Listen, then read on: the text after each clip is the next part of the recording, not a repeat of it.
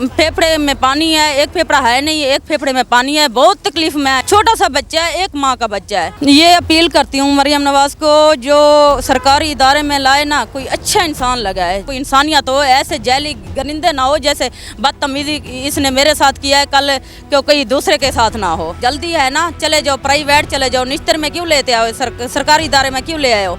मैंने कहा डॉक्टर साहब हमारे बच्चा सीरियस तबीयत में है, चल दफ़ा हो जा, निकल जा इधर से। कहता है अगर मेरी नौकरी चली भी जाए हमारा तो जिम्मेदार है। उसने धक्के मारते मुझे बाहर निकाल दिया। बड़ी मैडम के पास गई, उसने कहा आपने वीडियो क्यों बनाई है डॉक्टर साहब की, आपको दफ़ा लगेगा, सरकारी इदारे दा तुसा वीडियो तस्वीर बना भी नहीं सकते। वीडियो डॉक्टर की तो उसने मुझे धक्का मारते घिरा दिया, फिर मेरी बाजू मरोड़ कर मुझे मोबाइल छीन लिया। गार्डों को कह रहा है इसको धक्के मारते बाहर निकाल दो। फिर सारी रात उसने मुझे वार्ड के अंदर नहीं आने दिया।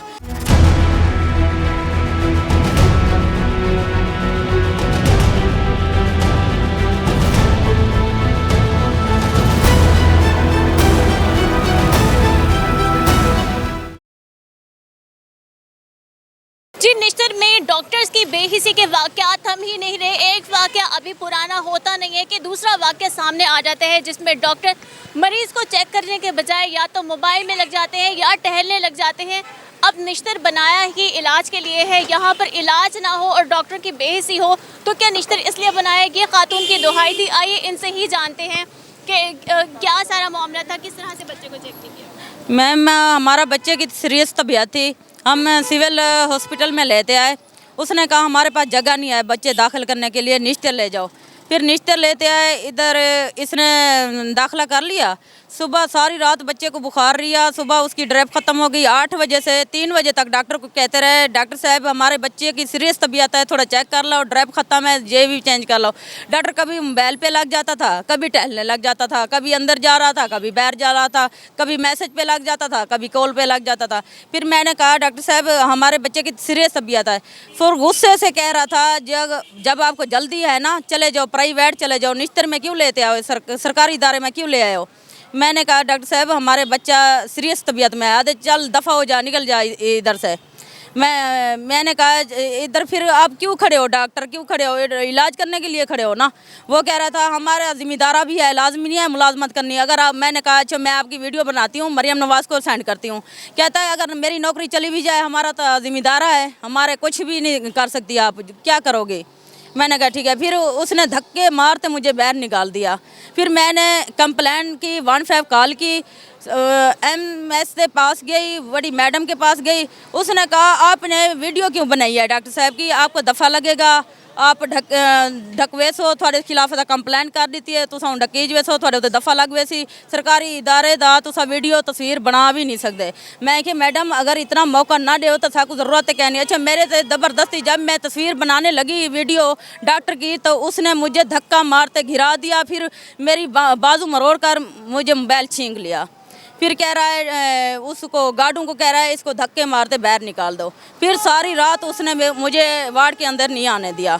सुबह जो थे सीनियर बोल रहा था आपको मैडम आपकी कंप्लेन हो गया है, आपके दफ़ा लग रहा है, आप जेल भेजेंगे तुम्हें। मैंने कहा ठीक है, अगर इतना जहलियत है हॉस्पिटल में तो फिर बंद कर दे।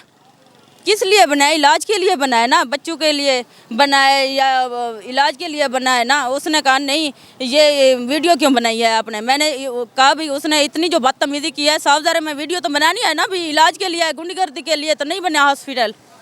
तो अभी भी वो हम प्रेशराइज कर रहे हैं। बच्चा वार्ड में है? जी बच्चा वार्ड में है। अब उसका कोई देखभाल कुछ कर रहे हैं? हाँ अब थोड़ा देर कर रहे हैं, वो भी थोड़ा देर। हालांकि ऑपरेट होना था बच्चे का, जो 4था दिन है, लेकिन ऑपरेट नहीं किया इसने। जी बिल्कुल नहीं कर रहे। आपको वार्ड में जाने देते हैं? नहीं है, एक पेपर में पानी है, मुझे तो आने नहीं देते। वो कहते हैं बस इसको तो आने नहीं मना है, गार्ड भी नहीं अंदर वार्ड में आना देता। कहता है वो डॉक्टर ने रोका हुआ है, मना किया है भाई इसको अंदर नहीं आना। जब तक डॉक्टर की ड्यूटी होगी 8 बजे तक तो आप वार्ड के अंदर नहीं आ सकते। बच्चा अंदर किसी भी हाल में हो, अपनी माँ बहन पुप्पो को पुकारते हैं, अंदर उसके साथ क्या हाल हो, आप क्या वो अंदर आने भी नहीं देते। हम मुतमैन नहीं है हम जी, बिल्कुल इलाज नहीं, तवज्जो नहीं दे रहे हैं हमारे। वार्ड नंबर है क्या? वार्ड नंबर 20 है बच्चों वाला। डॉक्टर का नाम आपको पता है क्या है? नहीं डॉक्टर का नाम का अभी तक पता नहीं है।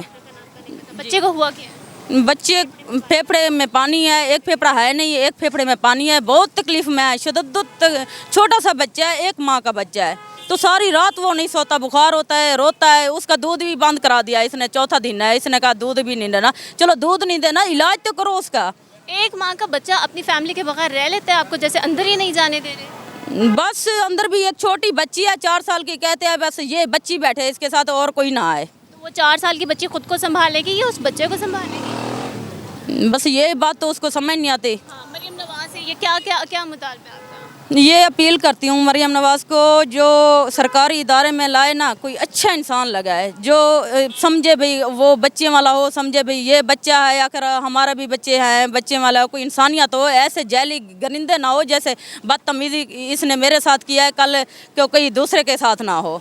ये अपील करती हूँ, मेरा इंसाफ मिला मुझे, ये अपील है बस। आसरा खातून का कहना है कि जो भी डॉक्टर आप अपॉइंट किया करें वो पहले देख लिया करें कि वो इंसानियत सिर्फ उसमें है या वो एक जंगली जानवर है कि इंसान को ट्रीट नहीं कर रहा, और बाकी लोगों के साथ भी उसका रवैया सही है या नहीं है। तो इस चीज़ को पहले मद्देनज़र रखें और इस खातून को जो इंसाफ मांग रही इंसाफ दिलवाया जाए।